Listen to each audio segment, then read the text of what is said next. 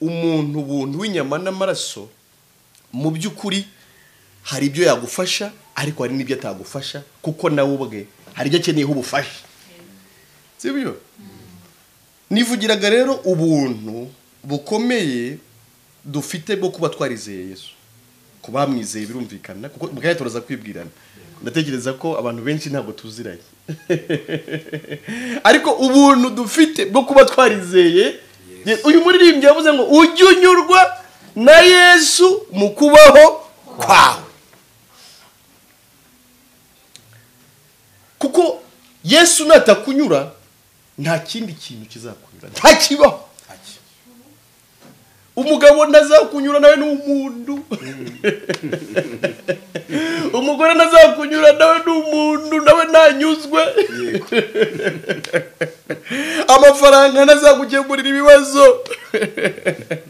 ntabwo ari agutera ibindi nawe nyuma patelezo yashyizeho portail ariko bari gutekereza ibibazo hano n'ibyo ariko amakaro plafond amadushe mu nzu wakwereka ntago amafaranga akemura ibibazo kandi nayuzuza azavuga ati kanzenze se azatanya kurambagiza ibibanza i Kigali nukuri ngewe ibyo amafaranga ndabizi nta nubwo wabinsobanurira ariko muri byavuze ngo ujye unyurwa na Yesu ariko se uwanyurwa na Yesu ni wamaze kumwakira sibyo uwanyurwa na Yesu nubana nawe nyine siko bimeze kuko ntiyakunyura utanamufite nivugiraga rero ko dufite amahirwe adasanzwe yo kuba Imana yaradusezeranije kubana natwe ibihe byose sibyo undi muririmbyi aravuga ngo Imana niyo murinzi wawe wo kwizerwa muganga ubwo ntabwo yakubera umurinzi wo kwizerwa nawe ararwara agapfa ari dogiteri specialiste sibyo nta nshuti yo mwisi yakubera umurinzi wo kwizerwa ngo ariko ngo Imana niyo murinzi wawe wo kwizerwa ngo niyo gicucu cyawe cy'iburyo gihoraho ngo kumanywa izuba ntirizakwica nijoro ukwezi ntuzagutinya ngikurinda ntabwo ihunikira nge mba numva none nakwisinzirira kubera ngo yo itabisinziriye aba Kennedy buriya Kennedy bagwiye gusinzira kubera ko mama hari na papa siko bimeze nanjye niba mfite umurinzi wo kwizera utajya ahunikira ubwo umubyeyi ntiyarara asinziriye ngo n'umwana nawe arare adasinziriye kandi umubyeyi bari kureba icyatuma umwana ahubwo Imana niyo murinzi wacu ngo niyo gicucu cyacu cy'iburyo gihoraho ngo Imana irinda abakiranutsi ngo ihora iri maso ntabwo isinzira sibyo turi abantu bakomeye turi abanyagiciro gikomeye ntabwo turi abanyagisuzuguriro twakuweho igisuzuguriro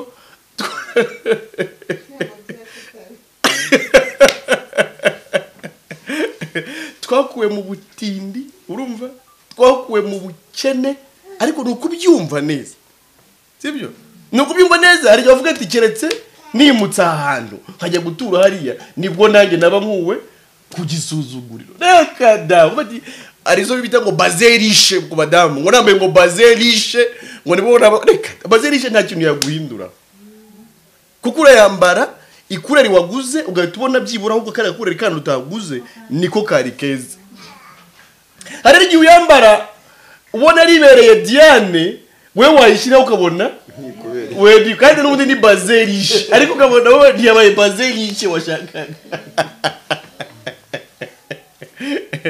ndunayambara ngo uyirarane uraza kuyambura ukeneye ikintu rero urarana ukeneye ikintu utaza kwambura kugira ngo ukomeze uberwe ukomeze kuba wumva uri mwiza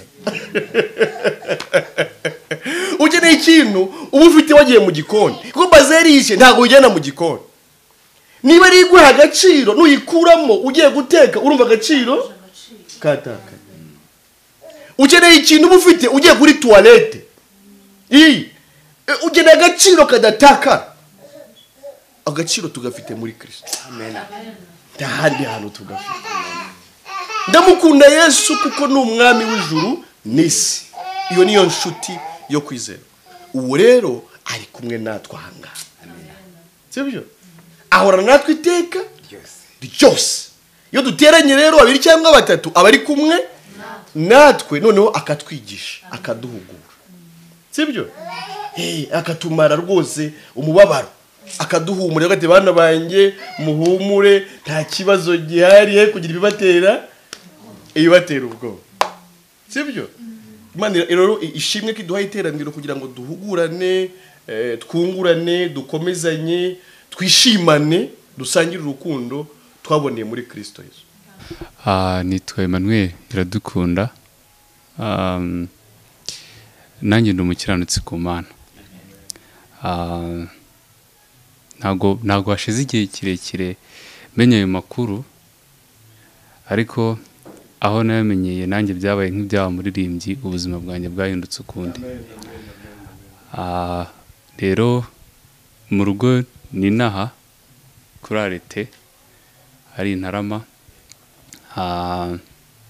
Hanyuma rero mu buzima busanzwe mba mu rugo, nta kazi ngira, mba mu rugo nkakora n'indi mirimo isanzwe, ariko ndi umunyeshuri warangije kaminuza, nako ubwo sinyira umunyeshuri. Ibijyanye n'ibyo abandi bavuze njye sindabihabwa. Ibindi nyine nanezerewe kubabona, kandi ndizera ko ndakomeza nyine kungukirwa hamwe namwe uko amasaha yegera imbere. Murakoze.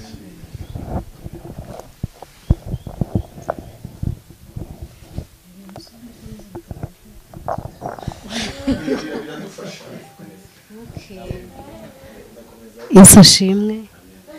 Nanjye ndashimira Imana ko yameshuriye Kristo, kandi Imana yampinduriye amateka. Ntago nkiri umunyabyaha, ubu ndi umukiranutsi mbiheshejwe na Kristo, atari ku bwanjye. Ndashimira Yesu rero ko yaduhaye iri teraniro, kandi ndamushimira ko ari kumwe natwe. Ndi umubyeyi w'abana 3, naturutse Karembure. Imana iduhana umugisha. Hari amakuru nyine yangezeho amenywa n'abagenzi, ko ngewe ntabwo natanga ubuhamya mvuga ngo aya makuru ntabwo yari yangera ngo aba yanjye, ariko nshaka kaba yanjye. Niyo mpamvu mfite amashyushyu no kumva ibi bintu kugira ngo mbyiyegurire mbizi neza. Undi ndi umubyeyi w'abana 2, ikigeretse kuri icyo ndumva mfite n'umugabo. Yego, ako mukanansengera kuko no rugamba mba numva ndimo rukomeye. Nitwa Jean Baptiste mutima ukeye. Hanyuma ndubatse, uyu ni madamu wanjye. Yego. Ku kigendanye n'amakuru y'ubutumwa bwiza narayamenye, kandi namaze kuyizera. Ndi umwana w'Imana wavutse ubwa kabiri. Mbere yabwo nabanje kuvunika nshakisha uburyo naba umwana w'Imana, ariko nza kumenya ko uruhare rwanjye ntarwo, ahubwo hari uruhare rw'Imana. Imana niyo yangize icyo ndicyo, uyu munsi nshima Imana. Murakoze. Yesu ashimwe. Nanjye nitwa Nyiramugisha Dativa, nk'uko uyu mugabo bivuze ni umutware wanjye. Nanjye nifuje kuza guterana namwe. Ubutumwa bwiza ndabwumva, ariko ntago ndabishyikira neza ngo bingemo. Nicyo gituma numva mfite inyota yo kuza guterana namwe. Murakoze. Nanjye nitwa Mukamugambe Ernestina, nkaba ndi umwana w'Imana narakiriye ubutumwa bwiza, nkavuka bwa kabiri. Shima Imana rero kubw'inkuru nziza yangeze ikampindura. Nkaba ntuye muri mbyo, nkaba mfite abana 5 n'umugabo umwe. Imana iduhana umugisha. Amen. Njye nitwa Nyirambabazi Denise. Nshimye Imana ko yambashije kuza kwifatanya na mu materaniro yanyu. Ubwo rero nanjye nkaba ndi umuntu, nkaba ndi umubyeyi uri gushaka kuba umwana w'Imana. Nkaba mfite inzara n'inyota byo kumenya uko Kristo atuye muri njyewe. Ubwo rero uyu munsi Imana yambashije kuhagera, nanjye ndashaka kuba umwana w'Imana. Ubu butumire nari maze iminsi mbufite, ariko nsenga Imana ndavuga ngo Mana niba uri kumwe nanjye uri no muri njye, umfashe nanjye rateraniro ndige muri ry'abera, nanjye menya ko abera bifata. Ubwo rero niyo nzara n'inyota naje mfite, kandi nizeye ko ndarya nkananywa nkanahaga. Amazina ni Niyonsenga Emmanuel. Nkaba ndi umugabo ufite abana 6 n'umugore birumvikana. Nkaba nshimye Imana ku bw'aya materaniro. Amateraniro atigeze abaho mu buzima bwanjye, aho mubona imyaka mfite ingana gutya. Nkaba narigeze mbona amateraniro meza nk'aya ngaya.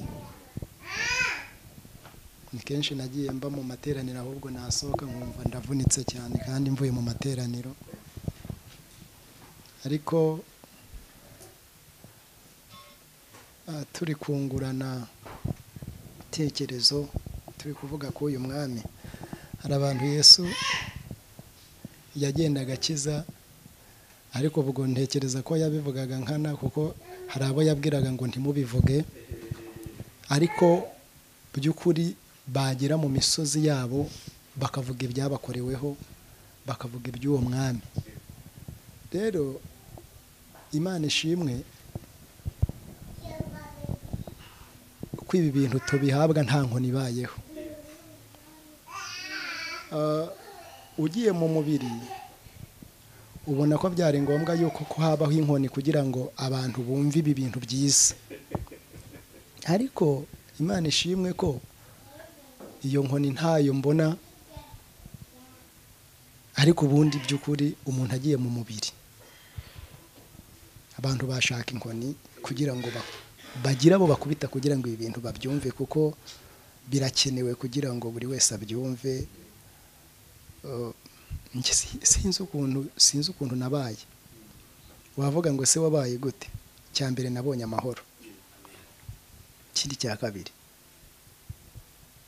Bibiliya iravuga ngo urugo rw'umugabo n'umugore ngo ni ijuru rito. Nari ntarabona ijuru rito.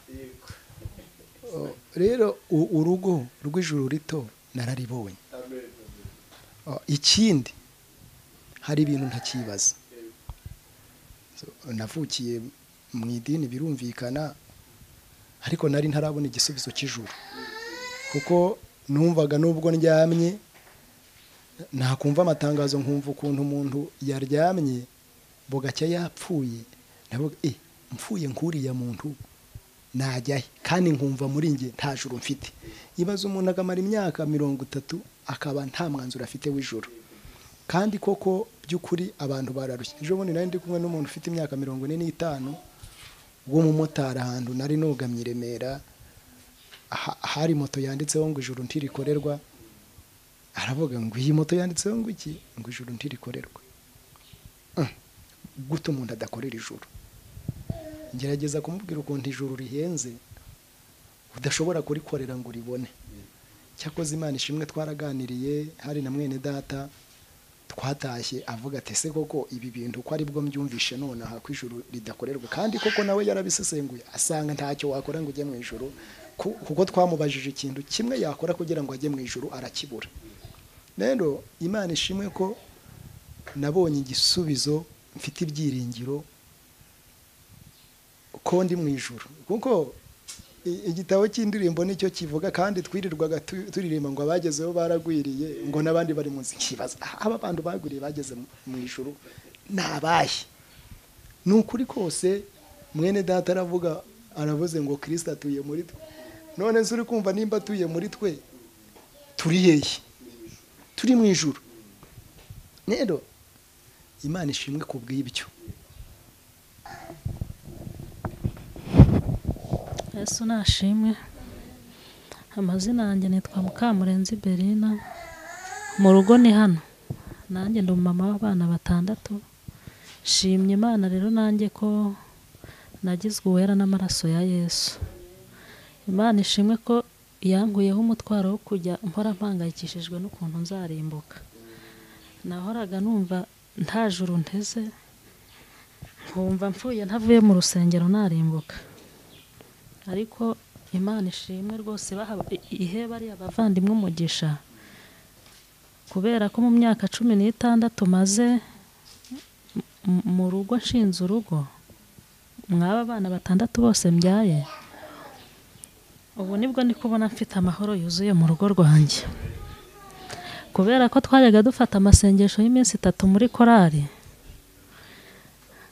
Noneho rero amasengesho twayasoza nkibaza ese ubu turaba kirisitu, ugasanga n'ubundi bibazo biravuka mu rugo, ukibaza ijuru tuzarijya.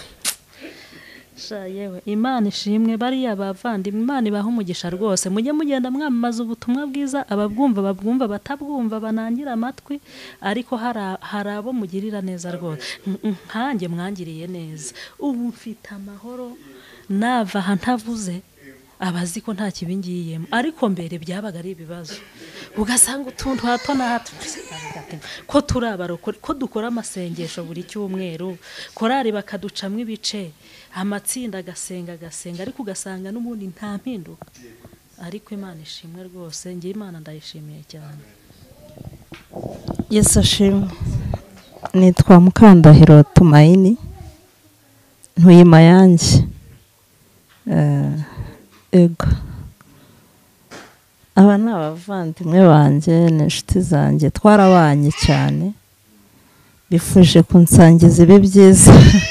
Igihe yambwiraga iby'ubu butumwa numvise nejejwe no kubana namwe, ntibyagenda bikunda, ariko igihe ubutumwa bwo gutsindishirizwa n'ubuntu kubwo kwizera nari mbuzi kandi narabwizeye.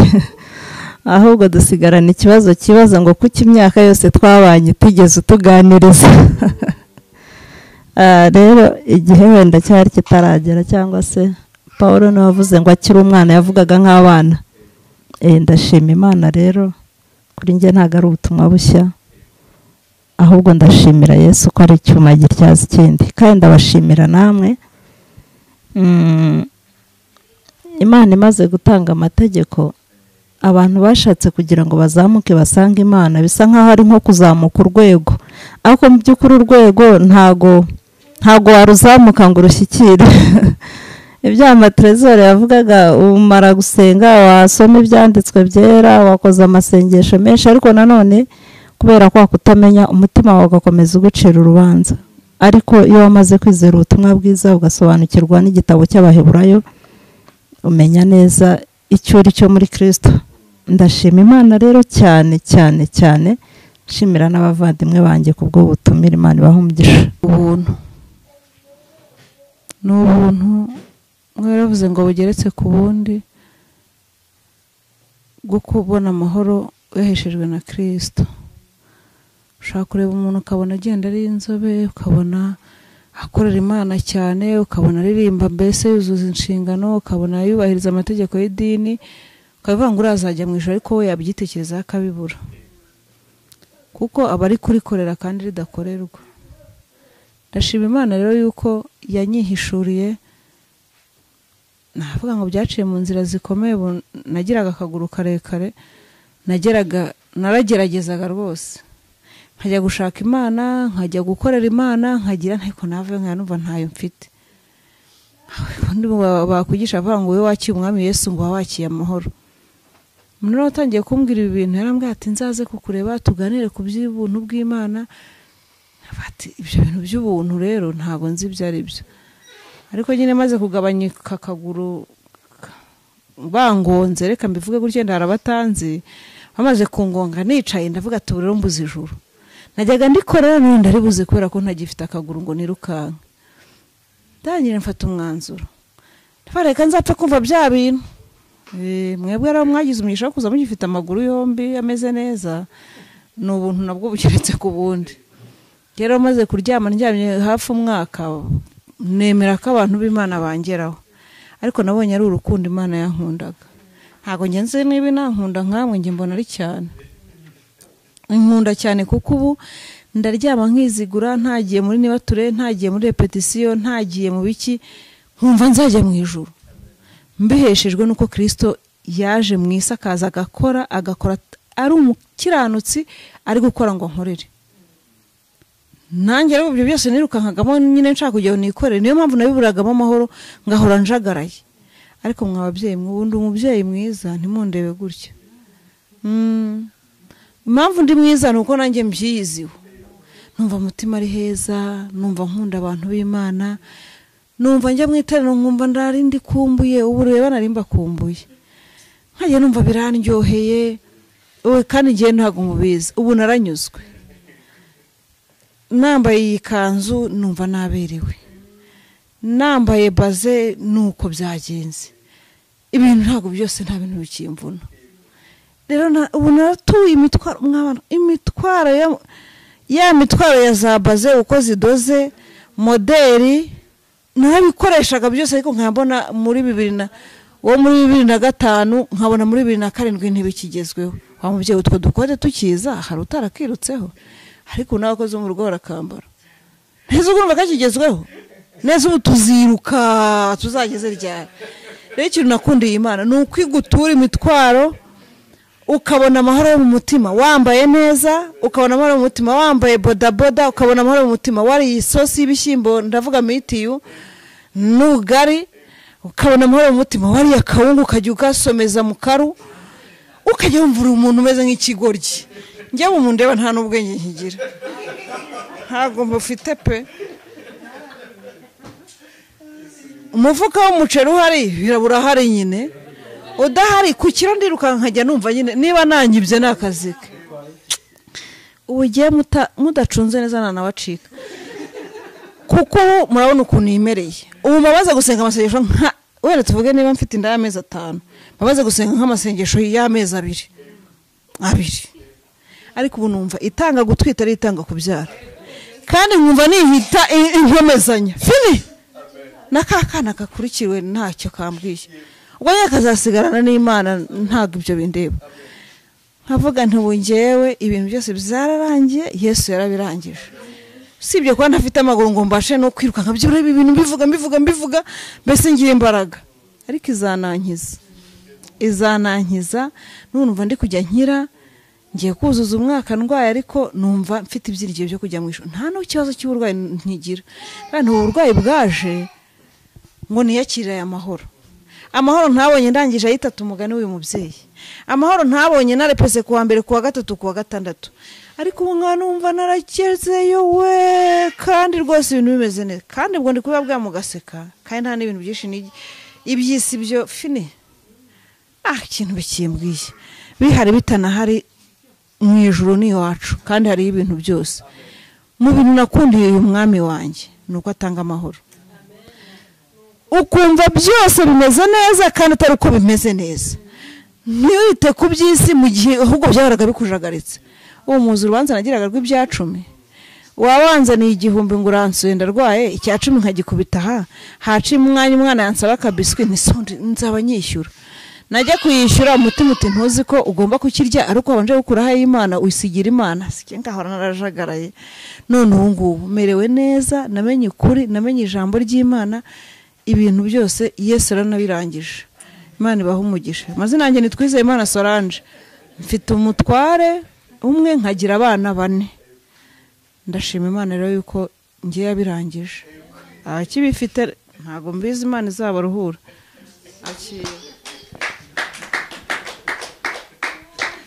Yesu ashimwe.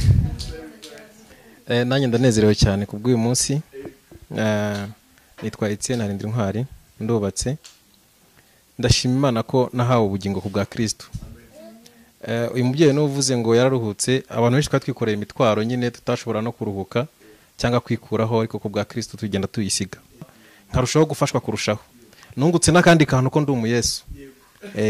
Narakungutse ejo bundi ko ndi umu Yesu. Iyo uri muri Kristo rero nawe nyine urumva uri muzima hamwe nawe, ufite ubuzima bumwe nawe. nagize umugisha cyane rero kuba ntuye mu ijuru. Manuel warabizi cyangwa n'abandi tubana tukunda kuvugana nta kindi kintu tukivuga, nta na ubwo tukibura amahoro. Kumwe abantu baburaga amahoro ngo ubukene, umubyeyi arabivuze njye mpita numirwa, nta bukene tukigira, ntabwo ukena ntubabara. Nabyo bindi kuntu abantu birebaho ngo ugasanga umuntu ari kuvuga ngo iminsi ngimeze gutya, ugasanga abantu bahiye ubwoba basaze, ntago bikitubaho habe na gato. Nagiraga ibyifuzo byinshi cyane, byinshi, byose byararangiye. Ubu nsigaye mfite amahoro. Umuntu agenda akagira amahoro mu mutima ko yutunze Yesu, nta kiruta Yesu. Uyagerageje kuvuga ngo kuno bavuze ngo baragenda ngo bakagura mu mitiyu n'ibiki byose, ibyo ni ibintu bisanzwe. Emmanuel n'ubyo umbwira ngo hari ikintu cyabaye, nta cyabaye. Nubwo waburara nta kibazo kirimo. Iyo ufite ubugingo, ubutuje, ubumeze neza, uba wumva mbese nyine sinzi uko nabivuga, nta kintu ubutinya, ntiwanatinya urupfu, nta kintu kimwe kiba kigukanga. So ndi umuntu umwe ushima Imana cyane. Umuntu avuze uko ntashima Imana ntago kamye ukuntu tubivuga ko twagira ubuntu, gusa nabwo turacyafite akantu gato. Yubona mwene so papa tezo navuze ngo n'igihe umva wafata inkoni kabona nk'abavandimwe bawe cyangwa abandi bantu, kubera urukundo dufite umva wabajwe nuko nawe atarimo, ubazwe nuko atari umwana w'Imana, kabona abantu bararushye kumvura babaye kumufitiye ntemba. Imana igikomeze dushoboze dukomeze kubibwira abantu. Nashishikariza abantu wenda bangu ugenda babyumva, muzagerageza kugenda mubibwira n'abandi kugira ngo babimenye, cyane cyane ko ari cyo kintu mbona kimeze nk'umutwaro dufite. Nivyo nyine dufite nta n'ikindi. Naho ibyo kuvuga ngo twagira ibindi bibazo, nta kindi kibazo tugifite. Twageze mu joro twaratuje, ubu nkabashima Imana cyane cyane cyane. Haleluya. Shimye Imana mu mutima ko Yesu ari karuhura. Twajyaga tubiririmba muri korali, noneho nkegera umuntu nkavuga ngo ariko Yesu ni karuhura. Akambwira ngo iyi ngo ni karuhura, nese buraruhutse, gushaja ningo afite ibibazo. Noneho gashaka kugasora rero twakuraga kugendana, twatuve repetition, nese urumva umeze ati ndumva ameze neza, urumva uruhutse ati mfite ibibazo. Noneho nanyambwira nimba afite ntabwo subusora kuvuga ngo Yesu araruhura. Ubu twaramumenye, jewe nkaya nibaza ibintu byabaye, nyine hari ibintu bamo kabona ntiwabivamo, mbese ntufite yujya ariko urarushye.